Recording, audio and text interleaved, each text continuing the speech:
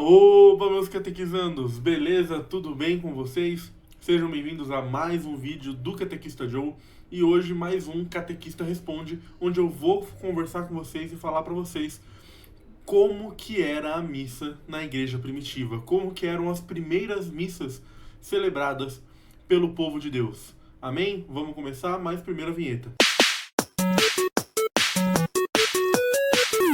Primeiro, é muito importante a gente saber, né, qual fonte que eu estou utilizando para isso.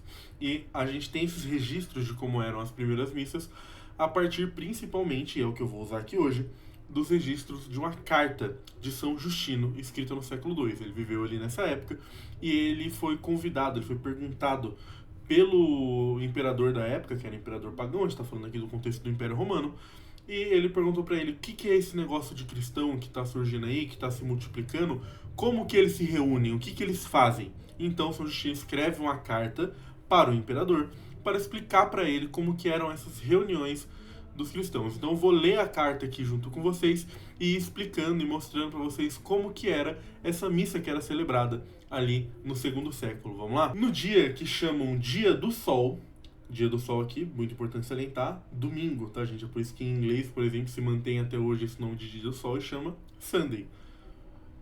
Realiza-se a reunião num mesmo lugar de todos os que habitam a cidade ou o campo. Então, eles se reuniam em um único lugar, um lugar fixo. Leem-se as memórias dos apóstolos e os escritos dos profetas, tanto quanto o tempo permite. Então, eles se reuniam em um local fixo de reunião deles, onde eles liam as memórias dos apóstolos e os escritos dos profetas. O que é isso? A liturgia, né? A liturgia ali da palavra, onde você tem leituras do Antigo Testamento e do Novo Testamento. Parece com alguma coisa? Vamos continuando aqui.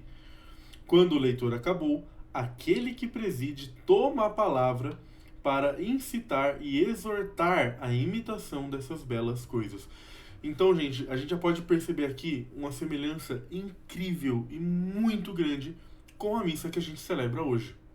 Por quê? Como é que eles faziam? Eles se reuniam no domingo, em um local específico, onde eles faziam leituras do Antigo e do Novo Testamento, né? Ainda não teriam esses nomes, afinal de contas a gente nem tinha uma Bíblia ainda formada, mas já eram as leituras do Antigo e do Novo Testamento.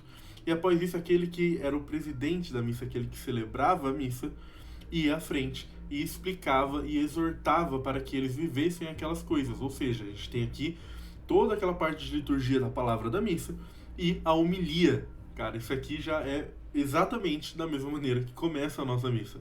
Em seguida, levantamo-nos todos juntamente e fazemos orações, por nós mesmos e por todos os outros, onde quer que estejam, para que sejamos encontrados justos por nossa vida e ações, e fiéis aos mandamentos, e assim obtenhamos a salvação eterna. Sabe as orações da comunidade que tem na sua missa, todo domingo que você está lá? O que eles fazem? Rezam por nós ali da comunidade, pelos outros, pelos políticos, né? Não sei se você já reparou que assim, sempre segue essa mesma estrutura. Então vai rezar ali pela comunidade, pelo clero, pelo papa, pelos políticos, para que eles possam governar bem. E como precisam de oração esses políticos, meu Deus do céu, o povo para fazer cagada.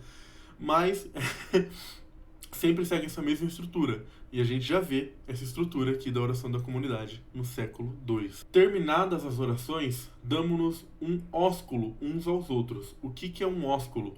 É uma espécie de saudação. Então, depois ali das orações da comunidade, o que eles faziam? O momento da paz. Quero te dar a paz, sabe? É isso, eles faziam isso ali no século II. Depois, apresenta-se aquele que preside aos irmãos pão e uma taça de água e vinho misturados.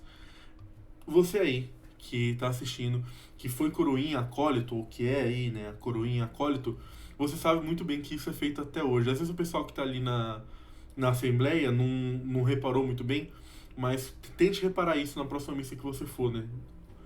Quando o padre vai ali no momento do ofertório, que ele começa a preparar o altar, ele pega a taça de vinho e coloca um pouco de água ali naquele vinho.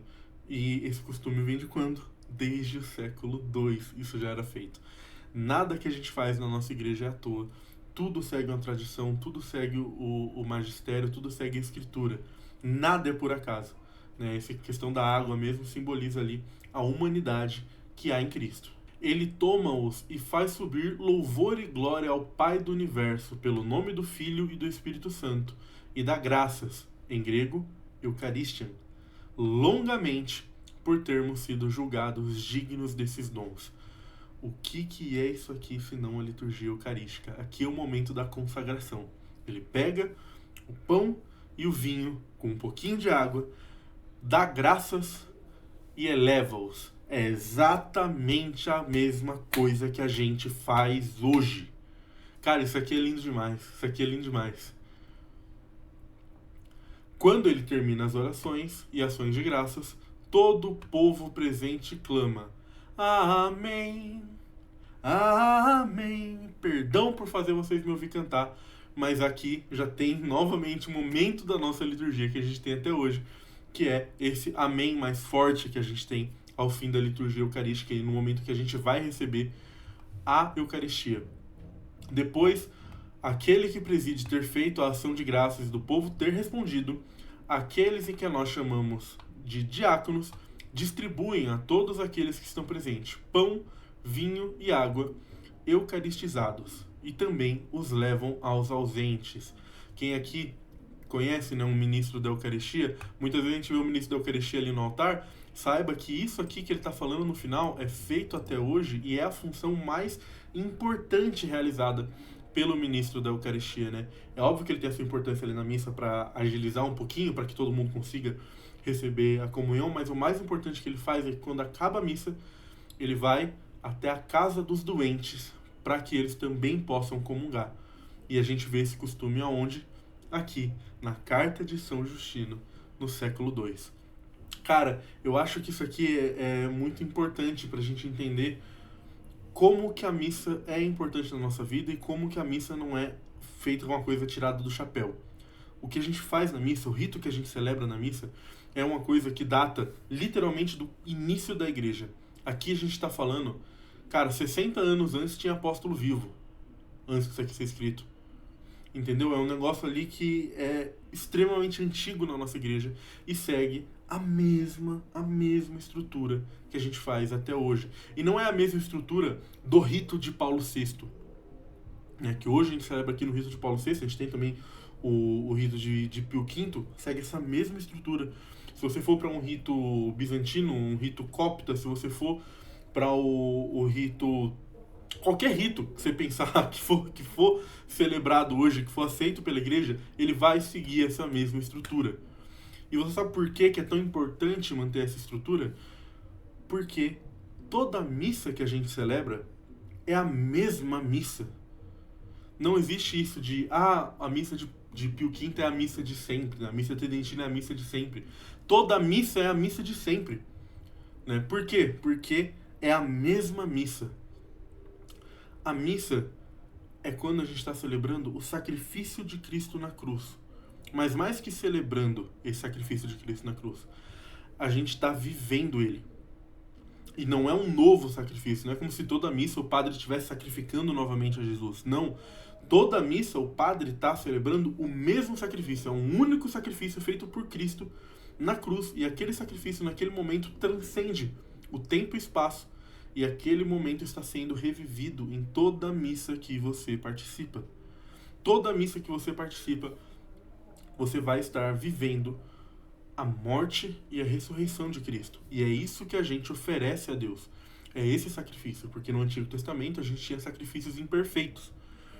Mas a partir da vinda de Cristo e da entrega dele, a gente tem um sacrifício perfeito, que é capaz de perdoar nossos pecados.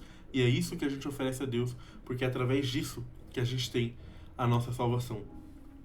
Amém? Esse é o tipo de vídeo que é para você sair mais católico do que você entrou. Te garanto. Muito obrigado a todo mundo que assistiu até aqui. Era uma coisa mais rápida aqui, só para vocês terem essa noção histórica de por que a gente faz muita coisa na missa e de onde que vem muita coisa que a gente faz na missa. Se você tiver sugestões, comentários, o que você quiser comentar, coloca aqui embaixo, sempre vai ser bem-vindo, eu leio tudo. Muito obrigado por você acompanhar até aqui. Fiquem com Deus e até a próxima.